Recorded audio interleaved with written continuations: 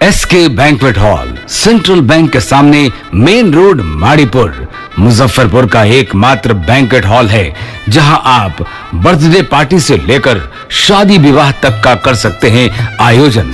2500 square feet का 3 बड़ा hall. SK banquet hall में seminar, wedding ceremony, kitty party या बर्थडे पार्टी के साथ अन्य आयोजन को किया जा सकता है। 24 घंटे बिजली पानी के अलावा पार्किंग और लिफ्ट की सुविधा है उपलब्ध। फुल्ली एयर कंडीशन इस बैंक्वेट हॉल में 1 2 नहीं 18 बाथरूम और कई कमरे हैं उपलब्ध।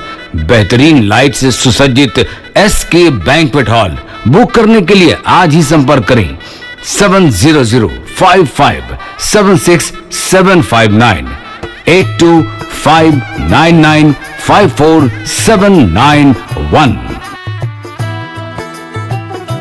Basement parking, first floor hall, second floor hall, third floor room, fourth floor hall. Area wise एक फ्लोर का एरिया 2500 स्क्वायर फीट है। फर्स्ट फ्लोर का, सेकेंड फ्लोर का भी सेम है, थर्ड फ्लोर का भी सेम है, फोर्थ फ्लोर का भी सेम है। इस मैरिज के लिए सबसे अच्छा है क्योंकि बड़ा एरिया, आप चाहे तो 1000 आदमी का भी पार्टी इसमें कर सकते हैं, 500 का भी कर सकते हैं, 200-100 का भी करना हो, कोई बर्थडे करना हो, कोई भी पार्टी करना हो तो आप इसमें आराम से कर सकते हैं क्योंकि 3 हॉल है एक साथ में, तो आप बड़ा से बड़ा भी पार्टी इसमें कर सकते हैं।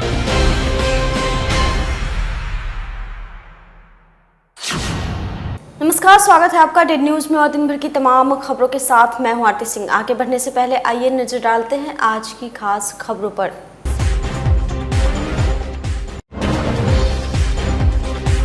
कार्तिक पूर्णिमा पर श्रद्धालुओं ने लगाई आस्था की डुबकी। सुबह से शाम तक नदी किनारे उमड़ा रहा श्रद्धालुओं का जन सैलाब।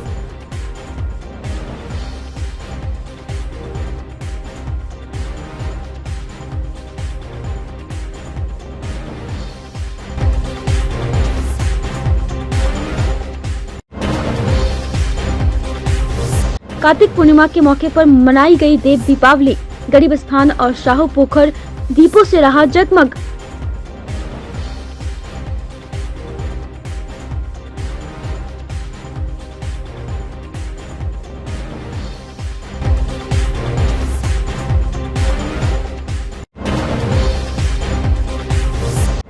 और कृषि कानून की वापसी पर मुजफ्फरपुर के किसानों में खुशी की लहर। पीएम को कहा धन्यवाद।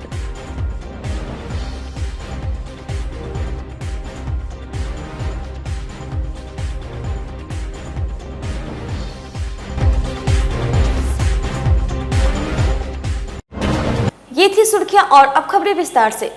मुजफ्फरपुर के अधिकांश नदी घाटों पर श्रद्धालुओं ने डुबकी लगाई, जबकि शहर के सिकंदरपुर स्थित सीढ़ी घाट, अखाड़ा घाट सहित अन्य जगहों पर हजारों श्रद्धालुओं ने बूढ़ी गंडक नदी में डुबकी लगाकर भगवान विष्णु और माता लक्ष्मी का पूजन किया। साथ ही मंदिरों में भी भीड़ देखने को मिली। बीते साल कोरोना के कारण बड़े स्तर पर मेला और घाटों पर स्नान करने को लेकर पाबंदी लगाई गई थी, लेकिन इस बार सरकार से मिली छूट के बाद आस्था के पर्व गंगा स्नान पर श्रद्धालुओं का जन सैलाब उमड़ पड़ा। पूरे घाट पर हजार की संख्या में श्रद्धालुओं ने गंगा स्नान किया और ईश्वर से प्रार्थना की। इस दौरान मेले जैसा नजारा पूरे घाट के आसपास बना रहा। लोग खरीदारी के लिए उमड़ पड़े। ऐसा माना जाता है कि आज के दिन ब्राह्मणों के बीच ऊनी कपड़े और कई तरह के मिष्टान्न को दान करने से पाप दोष का निवारण होता है। गौरतलब है कि पौराणिक मान्यताओं के अनुसार कार्तिक पूर्णिमा के दिन पूरा महीना गंगा में स्नान कर तप करने से मनोवांछित फल की प्राप्ति होती है। पुण्य काल का दिन है। आज देवलोक में, बनारस में, प्रयागराज में आज दीपावली देवलोक को मनाया जाएगा। देवलोग अपने से खुद मिल करके ही सबको दीप जलाएंगे, पूजा होगा। आज पुण्य काल का दिन है, सब कोई आ रहे हैं गंगा स्नान नहाने के लिए। आज हम लोग भी आए हैं गंगा स्नान करने के लिए। नहाने से क्या कुछ मान्यताएं जुड़ा हुआ है? मान्यताएं से डुबकी लगाने से सारा पाप कष्ट, देह का कष्ट हो, पाप हो, दूर हो जाता है। इसलिए आज पुण्य काल का दिन है। गंगा जी में डुबकी 5 बार लगाना बहुत मान्य रखता है। देखिए, ये कार्तिक माह का आज का जो गंगा स्नान है, ये साल का जो पहला गंगा स्नान है जिससे लोग मतलब खूब उमंग के साथ मनाते हैं, स्नान ध्यान करते हैं। दान पुण्य करने का आज बहुत ज़्यादा महत्व है। दान पुण्य करने से क्या है, मोक्ष की प्राप्ति होती है। आज गंगा स्नान के दिन गंगा जी का स्नान करें, या फिर जहाँ गंगा नहीं है वहाँ गंगा का आवाहन करके मंत्र द्वारा गंगा स्नान करके और दान पुण्य करें। और किसी भी शिवालय या दिवालय में जाके भगवान का पूजा अर्चना करें, इससे बहुत ज़्यादा पुण्य और मोक्ष की प्राप्ति होती है। ऐसे पुराणों में, खासकर पद्म पुराण और विष्णु पुराण में ये संदर्भ आया है, ये गंगा अवतरण के दिन, जिसे गंगा दशहरा कहते हैं, भगवती रजस्वला हो जाती हैं और गंगा स्नान के दिन शुद्ध होती हैं। ये एक कथा है। दूसरा कथा ये है, जो कार्तिक पूर्णिमा का एक महत्व होता है। जो कार्तिक स्नान करते हैं, कार्तिक पूर्णिमा पूर्ण करता है। और कार्तिक स्नान का पद्म पुराण में बहुत ज़्यादा महत्व है। जो कार्तिक स्नान कर लेता है, उस सारे जितने भी योनियाँ हैं उससे छुटकारा पा के विष्णु पद को प्राप्त करता है, विष्णु लोक को प्राप्त करता है। गंगा स्नान का यही है कि आज के दिन जिनका जो पूरे कार्तिक भर स्नान करते हैं, कार्तिक स्नान करते हैं, आज उनका समापन होता है। स्नान करके स्नान दान करते हैं, ब्राह्मणों को भोजन कराते हैं, आंवला से पारण करते हैं। सामाजिक और धार्मिक संगठनों के सहयोग से जिले में जगह जगह देव दीपावली मनाई गई। साहू पोखर में साहू पोखर पूजा समिति, बालाजी परिवार, हिंदू युवा वाहिनी और महाकाल सेवा दल के संयुक्त तत्वावधान में देव दीपावली पर भव्य आयोजन किया गया। पोखर के चारों घाटों पर 2100 दीपक जलाए गए। पूजा समिति के संयोजक प्रभात कुमार ने बताया कि इस आयोजन को लेकर घाटों की साफ सफाई कराई गई, गंगा की संध्या आरती की गई। इसे देखने के लिए श्रद्धालुओं की भीड़ उमड़ पड़ी। साहू पोखर के चारों घाटों को दियों से सजा दिया गया था। दियों की टिमटिमाती रोशनी के बीच साहू पोखर की भव्यता और बढ़ गई थी। ये कार्तिक पूर्णिमा पर एक कार्तिक जो अमावस्या होती है उस पर हम लोग दीपावली मनाते हैं। और कार्तिक का जो पूर्णिमा होता है वो देवताओं की दीपावली हो रही है। और आप देख रहे हैं कि साहू पोखर के चारों घाट पर 2500 से अधिक दिए जलाए गए हैं। अभी महागंगा आरती की गई है, जिसमें शहर के लोग सहित पंडित विनय पाठक जी सहित कई गणमान्य शामिल हुए हैं। और यह जो दिया 2500 जला है, अगर स्थानीय लोगों का सहयोग रहा तो अगला ये 3500 का होगा। और बड़ी श्रद्धा और भाव से यह देव दीपावली साहू पोखर पर मनाया जा रहा है। इसमें साहू पोखर पूजा समिति, महाकाल सेवा दल, भारतीय सेवा दल और बालाजी परिवार का संयुक्त तत्वाधान है में यह कार्यक्रम का आयोजन किया जा रहा है। शहर में ट्रैफिक जाम की समस्या और लगातार इस समस्या के बढ़ने की वजह एक नहीं बल्कि कई हैं। छोटे बड़े कई कारणों के एक साथ मिल जाने के कारण ही यह समस्या विकराल हो गई है। जिलाधिकारी प्रणव कुमार के द्वारा शहर को जाम से मुक्ति दिलाने की दिशा में सामूहिक प्रयास किया जा रहा है। ट्रैफिक जाम के पीछे शहर में पार्किंग न होना बड़ी वजह होने के साथ ही सड़क तक फैले दुकानों के सामान और चौड़ीकरण के बाद बिजली के खंभे न हटाया जाना भी बड़ी वजह है। ट्रैफिक जाम से राहत के लिए नगर निगम द्वारा अतिक्रमण हटाने को लेकर अभियान चलाया जा रहा है। वहीं बिजली विभाग के द्वारा बिजली के खंभे सड़क से हटाने और चौड़ीकरण के बाद जहां ट्रैफिक जाम से राहत मिलने वाली है। शुक्रवार को एसडीओ पूर्वी ज्ञान प्रकाश ने जुड़न छपरा से बनास बैंक चौक तक सड़क जाम का कारण बनने वाले बिजली के खंभों को चिन्हित कर शिफ्टिंग का निर्देश बिजली विभाग के अधिकारियों को दिया। उन्होंने बताया कि बिजली के खंभों की शिफ्टिंग के बाद सड़क चौड़ी हो जाएगी। अधिकारी के निर्देशानुसार कार्यपालक अभियंता विद्युत एवं कार्यपालक अभियंता आरसीडी दोनों के सहयोग से जो हम लोग का मुजफ्फरपुर नगर निगम का जो भी हम लोग का मेन रोड है और उस मेन रोड पे बिजली की पोल या बीएसएनएल का कोई पोल है जिसके चलते जाम की समस्या उत्पन्न होती है या कोई भी दुर्घटना होने की संभावना होती है, उसी को हम लोग लोकेट कर रहे हैं। और अभी भी पाया गया है कि जुड़न छपरा मेन रोड में सर्वाधिक जो पोल है वो सब स्मार्ट सिटी योजना के तहत लिया गया है। तो स्मार्ट सिटी योजना के तहत भी हम लोग करेंगे कि त्वरित गति से काम हो सके और वह पोल को किनारा किया जा सके या जो रोड के बीच में मेन डिवाइडर है वहाँ पर स्थापित किया जा सके। अभी हम लोग जो छत्ता बाजार चौक है उसके भी हम लोग किए हुए हैं, पहले भी वहाँ काम किया गया था और लोकेशन भी उसको हम लोग चिन्हित कर रहे हैं साथ ही साथ, और उसको जल्द से जल्द हम लोग करेंगे, प्रतिस्थापित करने का प्रयास करेंगे कि ताकि जाम या दुर्घटना की संभावना से शहर को निजात दिया जा सके। बढ़ती महंगाई के खिलाफ शुक्रवार को जिला कांग्रेस के द्वारा टावर चौक पर केंद्र सरकार के खिलाफ जमकर प्रदर्शन किया गया। कांग्रेस के कार्यकारी जिलाध्यक्ष सूरज दास ने कहा कि वर्तमान केंद्र की सरकार ने देश के किसान मजदूर को हसीन सपना दिखाकर उनके हाथों में कटोरा थमा दिया, परंतु आज देश बेरोजगारी और महंगाई से त्रस्त है। डीजल, पेट्रोल, घरेलू गैस, खाद्यान्न वस्तुओं की कीमत लगातार 7वें आसमान पर है। नैतिकता के आधार पर प्रधानमंत्री को इस्तीफा दे देना चाहिए। इससे पूर्व कांग्रेस नेताओं ने जिला कार्यालय में आयरन लेडी प्रथम महिला प्रधानमंत्री इंदिरा गांधी की जयंती पर उनके चित्र पर पुष्प चढ़ाकर श्रद्धासुमन अर्पित किया। मौके पर केदार सिंह पटेल, पंडित मधुसूदन ओझा सहित दर्जनों नेता मौजूद थे।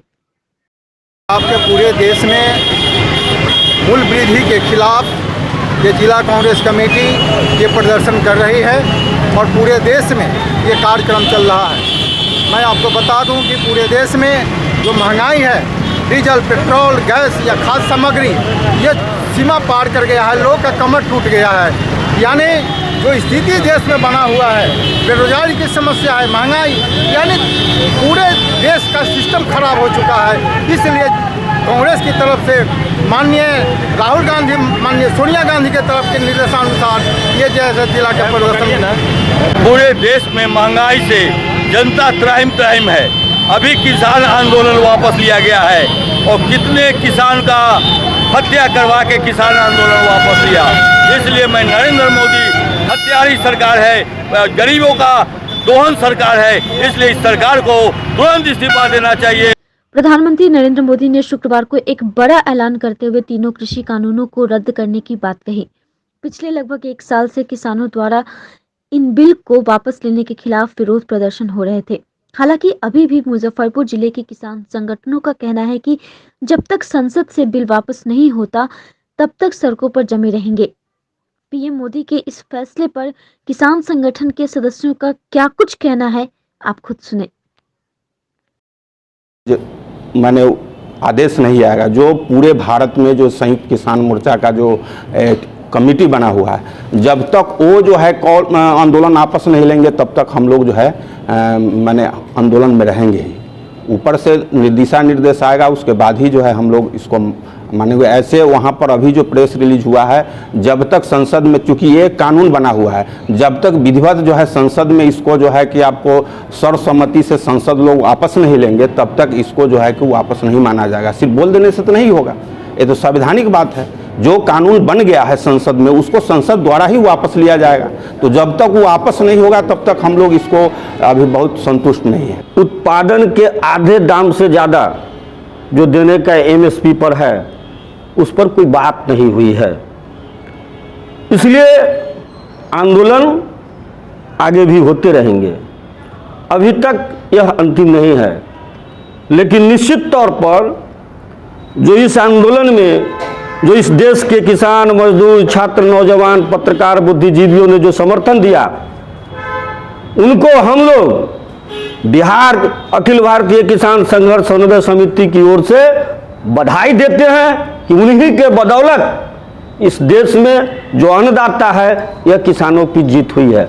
बात इतनी ही नहीं है, आप देखेंगे हम मांग करते हैं सरकार को 3 कृषि कानून के अलावे जो 700 किसान शहीद हुए हैं उनके परिवार के भरण पोषण की व्यवस्था, उनके परिवार की जिम्मेवारी भी सरकार को लेनी होगी। 1 साल से चलते हुए ऑल इंडिया किसान संघर्ष समन्वय समिति के आंदोलन और उसके दबाव में आकर के नरेंद्र मोदी को ये तीनों कृषि कानून को वापस लेना पड़ा और इसमें जो 700 हमारे किसान नेता आंदोलनकर्ता जो शहीद हुए हैं उनकी बहुत बड़ी भूमिका है और नरेंद्र मोदी इसका आकलन कर लिए कि ये आंदोलन हमारे जिद के कारण रुकने वाला नहीं है।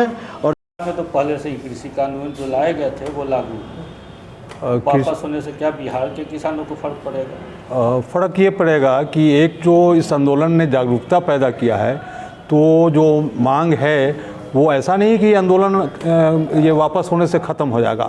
आंदोलन के तो ये 3 कृषि कानून वापस होने का मांग जो है वो एक मांग है, लेकिन 7 मांगों में और भी मांग है, जैसे एमएसपी का कानून बनाने का मांग है, स्वामीनाथन समिति के रिकमेंडेशन जो सरकार एक्सेप्ट की हुई है। ये जब 14 का इलेक्शन मोदी लड़ने गए थे तो कहा था कि इसको हम लागू करेंगे, जिसको लागू नहीं किया, तो वो मांग है। तो ऐसे ऐसे जो और मांग है, बिजली वाला कानून नहीं बनाने वाली बात है, उस पर मांग है। तो इन मांगों के लिए आंदोलन आगे भी जारी रहेगा। ये लागू, यदि वो लागू करेंगे, कानूनी उसको कानून का दर्जा देंगे, तो हमारे फसल का जो उत्पादन है उसकी गारंटी होगी, और यदि सरकार को खरीदने के लिए मजबूरी होगी उसको खरीदना ही पड़ेगा। और दूसरी बात तो मैंने आपसे बताया, उसमें और सारे साथियों ने बताया है। दूसरी बात है, आज बिहार के अंदर खाद की किल्लत है। खाद इतना बड़े पैमाने पर खाद का दिक्कत उठ गया है, डीएपी और पोटास का। इसको मैं सरकार से मांग करता हूं, केंद्र और राज्य सरकार से, कि इसको त्वरित रूप से जो है सो 2, 4, 10, 15 दिन के अंदर वो लागू करे, ताकि हमारा खरीफ का फसल मारा गया, रबी की फसल की भरपाई हो सके। और ये लागू हो जाएगा तो इससे हमारा कानूनी वैधता से हमारे किसान का 5 कुंटल हो या 500 कुंटल हो, उसको खरीदने की गारंटी हो जाएगी। शुक्रवार को अखिल भारतीय किसान संघर्ष समन्वय समिति के बैनर तले किसान संगठनों की एक संयुक्त बैठक आयोजित हुई, जिसमें सभी किसान नेताओं ने देश के प्रधानमंत्री नरेंद्र मोदी द्वारा 3 काले कानून को वापस लेने की घोषणा को किसान आंदोलन की जीत मानते हुए कहा कि यदि जन आंदोलन ताकतवर है तो सरकार की कुर्सी हिल सकती है। इसलिए किसान आंदोलन की बहुत बड़ी जीत है और आगे भी आंदोलन को जारी रखते हुए न्यूनतम समर्थन मूल्य पर अनाजों की खरीद की गारंटी का कानून बनाने और शहीद किसान के परिवारों को उचित मुआवजा के साथ सरकारी नौकरी देने की मांग के साथ ही संयुक्त किसान मोर्चा के आह्वान पर किसान आंदोलन के 1 वर्ष पूरा होने पर आगामी 26 नवंबर 2021 को शहीद खुदीराम बोस स्मारक कंपनी बाग से एक जुलूस निकालकर जिलाधिकारी के समक्ष प्रदर्शन करने का फैसला किया गया। एक किसान आंदोलन भारत के इतिहास में ये 3 जो कृषि कानून जो कोरोना काल में मोदी जी ने जो है लाए थे, और उस कोरोना काल में ही पंजाब से जो है ये तीनों कृषि कानून का, काले कानून का विरोध शुरू हो गया था। किसान आंदोलन में करीब 600 से ऊपर किसान जो है वहाँ शहीद भी हुए थे, और 700 के करीब। और पूरे देश में इस किसान आंदोलन के समर्थन में जो है किसान के आंदोलन में छात्र, नौजवान, महिला और तमाम मजदूर वर्ग भी जो है कि आपको समर्थन किए थे। मुजफ्फरपुर में भी जो है हम लोग लगातार जो है कि आपको उस किसान आंदोलन के समर्थन में विभिन्न तरह का कार्यक्रम किए। और ये आंदोलन से जो है देशव्यापी जो एक किसान आंदोलन लगातार जो 1 साल से चल रहे थे, इसके दबाव में आके मोदी जी ने इसको वापस लिए हैं। और अभी तो संयुक्त किसान मोर्चा का वो आपको जो है कि दिल्ली में बैठक होगा। अभी उसमें ये सिर्फ 3 कृषि कानून को वापस लेने की घोषणा किए हैं। उसमें मिनिमम सपोर्ट प्राइस जो है उसको कानून उस पर बनाने की बात है। उसके बाद जो है बिजली बिल 2020 है जो उसको वापस लेने की बात है। ये भी हम लोग किसान संगठन के डिमांड में था। तो हम लोग एक तरह से आधे जीत हम लोग मानते हैं। ऊपर से संयुक्त किसान मोर्चा बैठक करके जो घोषणा करेगा, हालांकि अभी जो है जो राकेश टिकैत जी है उनका ट्वीट आया है कि जब तक संसद में जो है कि आपको ये वापस नहीं हो जाएगा तब तक आंदोलन जारी रहेगा। हम लोगों का भी आज जो है बैठे हैं कि 26 तारीख को 1 साल जो है इस आंदोलन को जो है पूरा होता है। उस दिन हम लोग मुजफ्फरपुर में शहर में बड़ा कार्यक्रम करेंगे, और इसीलिए जो है कि आज हम लोग जो है यहाँ बैठे हैं। तमाम किसान संगठन के जो है कि नेता लोग हैं। शराबबंदी को लेकर मुख्यमंत्री नीतीश कुमार के तेवर आजकल काफी सख्त हैं। शराबबंदी के बाद मुजफ्फरपुर के सदर अस्पताल में नशा मुक्ति केंद्र खोला गया था। शुरुआती दौर में तो यह ठीक रहा, लेकिन 2 साल से बंद है। वार्ड के अंदर सुरक्षा प्रहरी और अन्य कर्मचारी आवास बनाए हुए हैं। बेड पर कुर्सी रहती है, वहां खाना बनाकर लोग खाना खाते हैं। कोरोना जांच का केंद्र चल रहा है। सदर अस्पताल में 1 अप्रैल 2016 से 10 जुलाई 2020 तक इस केंद्र में मरीजों का इलाज चला। इस बीच मरीजों की संख्या 713 रही, जिसमें 50 भर्ती हुए। पर विगत 2 वर्षों से वार्ड में स्वास्थ्य कर्मियों का रेस्ट हाउस तो बाहर कोरोना टेस्टिंग हो रही है। बिहार में शराबबंदी के साथ ही सरकारी अस्पतालों में नशा मुक्ति केंद्र बनाए गए थे ताकि नशे के जो आदी हैं उनका इलाज कर नशा छुड़ाया जा सके। सदर अस्पताल में भी हाईटेक नशा मुक्ति केंद्र बनाया गया था। इसमें 20 बेड लगाए गए थे, पर नशेड़ी नशा मुक्ति केंद्र में आते ही नहीं हैं।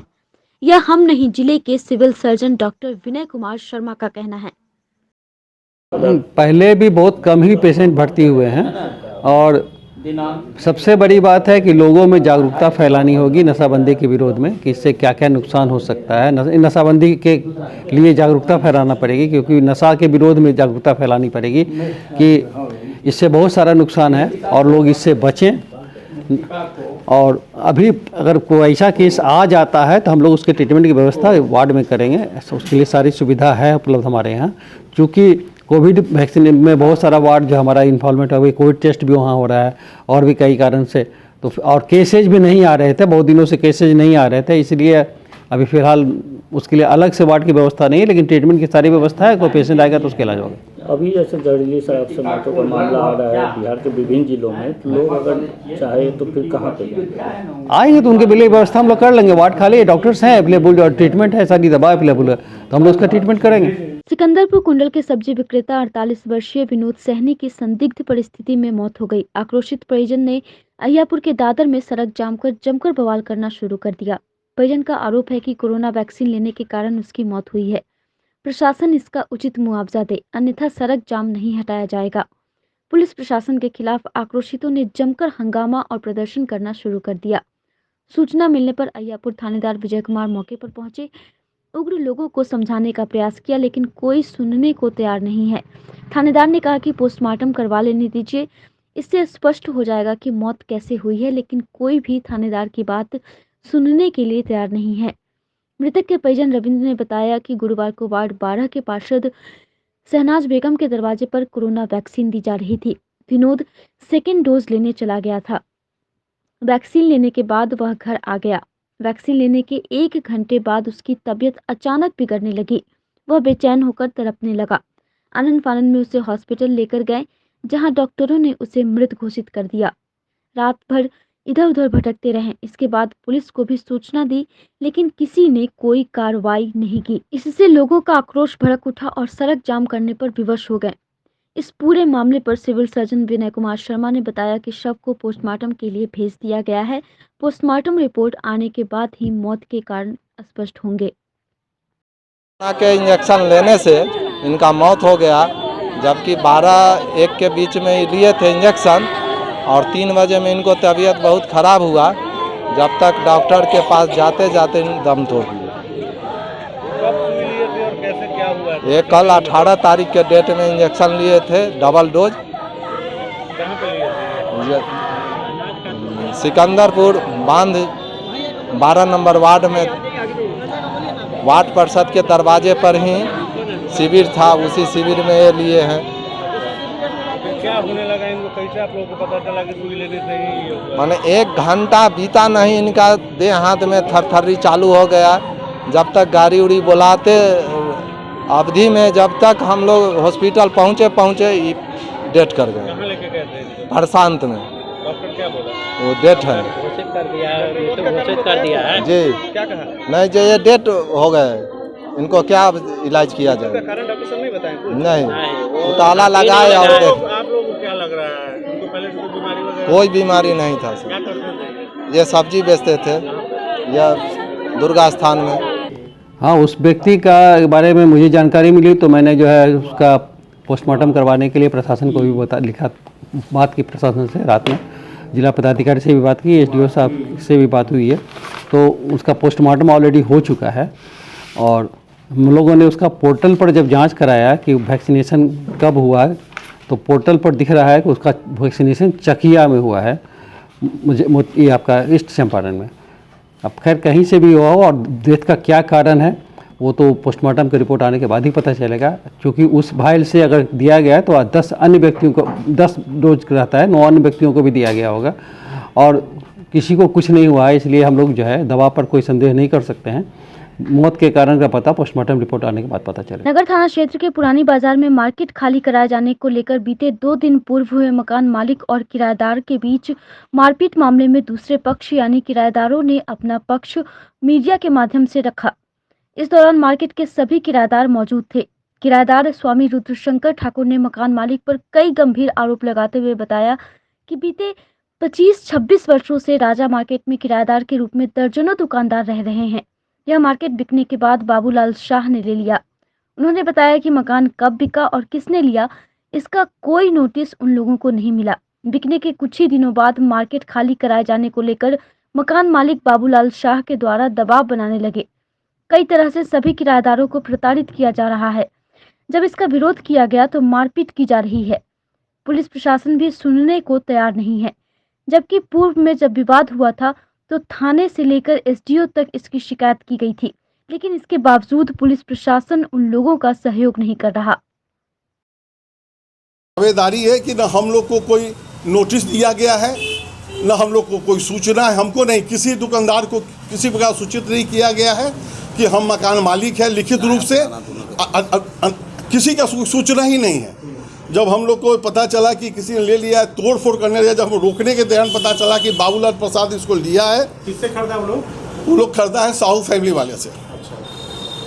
साहू फैमिली वाले तो खैर बहुत अच्छे लोग थे। कभी खरीदा है उन लोगों ने? वो हमको लगता है महीना 2 महीना पहले लिया। जो महीना आता है किसको देते हैं? महीना अभी हम लोग भेज रहे हैं मनी ऑर्डर के द्वारा भेजे। जो पैसा वापस आ रहा है वकील के अनुसार हम लोग उसको अपने खाते में जमा कर रहे हैं। क्या चाहते हैं? हम लोग चाहते हैं कि हम लोग को दुकान मिले। इसमें कि हमारे भाई साहब हैं अरुण कुमार शाह, ये जो हैं सो ये 80 साल से, कब से भैया? 17 साल से हमारा, मैंने 70-80 साल से इसी जमीन पर है। हम लोग का यही मानना है कि हम लोग को दुकान के बदले दुकान मिले, क्योंकि जो लिए हैं और जिन्होंने बेचा है इन लोग के पास आकूत संपदा के लोग मालिक हैं। पूर्व प्रधानमंत्री इंदिरा गांधी के नाम पर निर्मित इंदिरा प्रियदर्शनी पार्क में बनी प्रतिमा को उनकी जयंती पर 19 नवंबर को भी धूल धूसरित ही छोड़ दिया गया। सफाई तक नहीं कराई गई। आम दिनों में तो यह धूल गंदगी से सनी हुई रहती ही है। जयंती के अवसर पर भी न तो प्रशासन और न ही जनप्रतिनिधियों को इस बात का फिक्र रहा।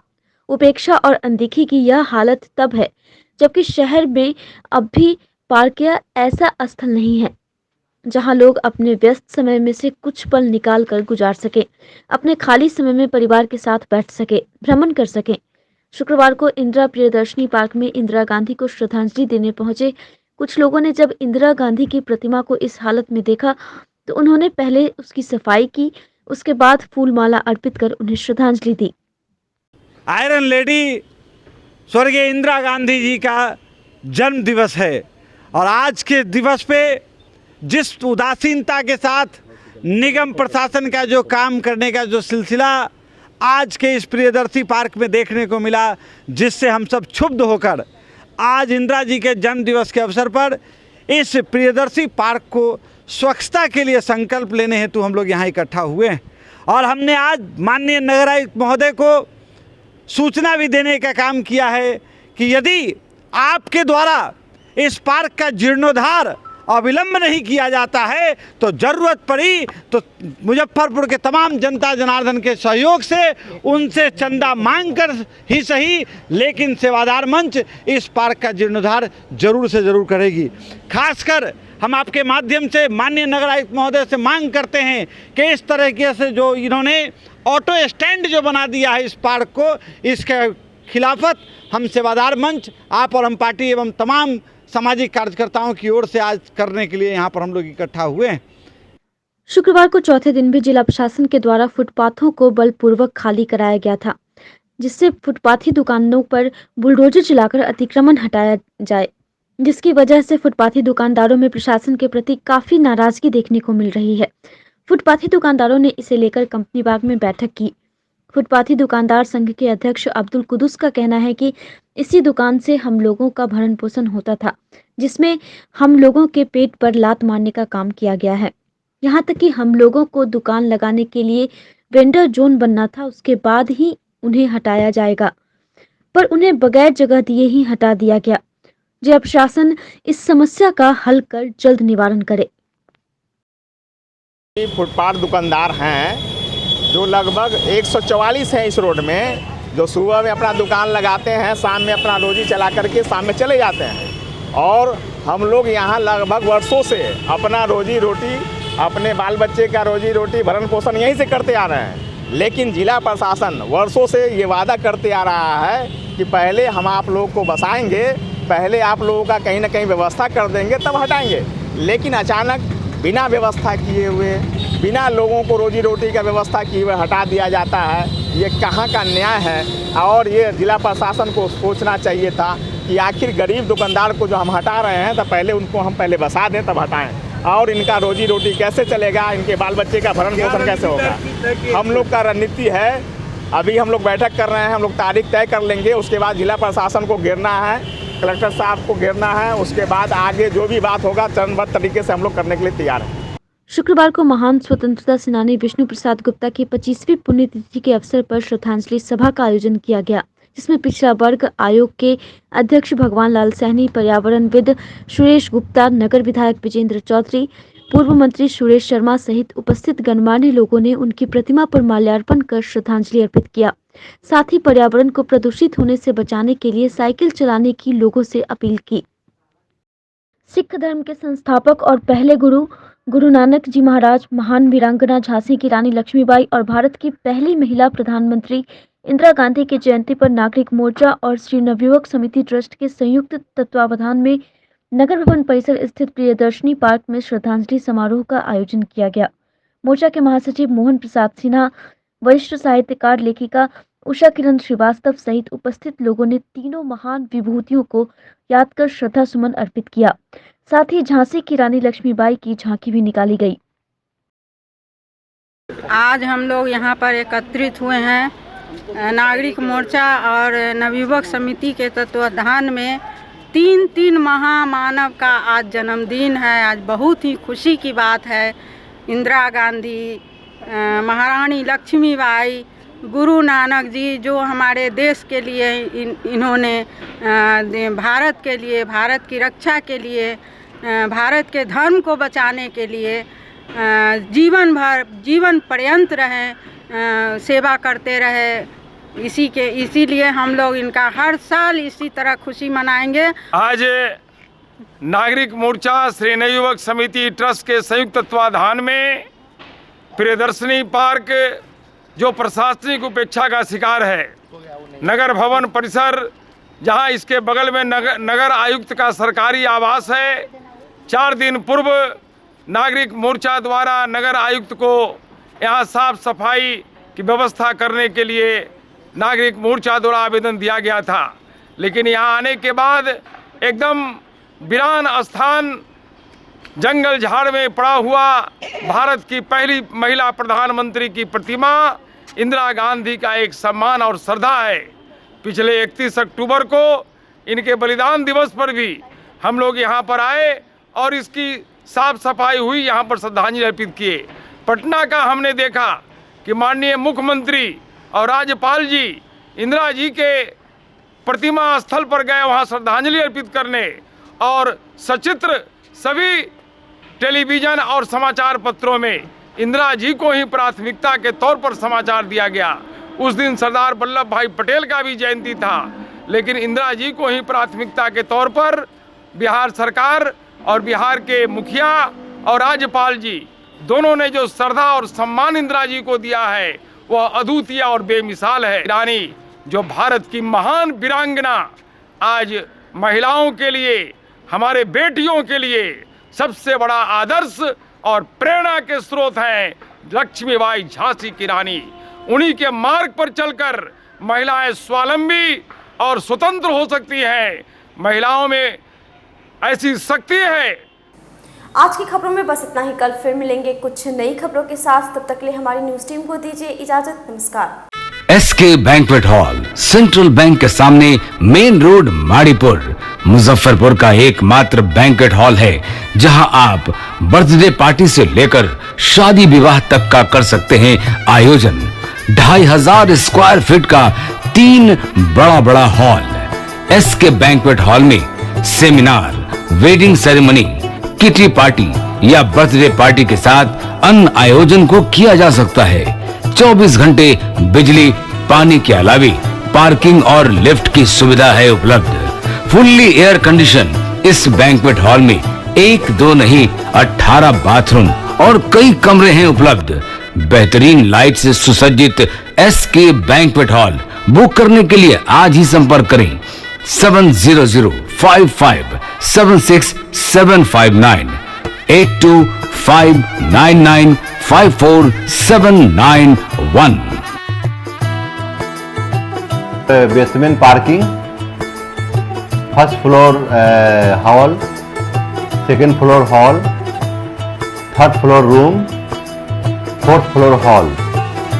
एरिया वाइज एक एक फ्लोर का एरिया 2500 स्क्वायर फीट है फर्स्ट फ्लोर का, सेकेंड फ्लोर का भी सेम है, थर्ड फ्लोर का भी सेम है, फोर्थ फ्लोर का भी सेम है। इस मैरिज के लिए सबसे अच्छा है क्योंकि बड़ा एरिया आप चाहे तो 1000 आदमी का भी पार्टी इसमें कर सकते हैं, 500 का भी कर सकते हैं, 200-100 का भी करना हो, कोई बर्थडे करना हो, कोई भी पार्टी करना हो तो आप इसमें आराम से कर सकते हैं क्योंकि 3 हॉल है एक साथ में, तो आप बड़ा से बड़ा भी पार्टी इसमें कर सकते हैं।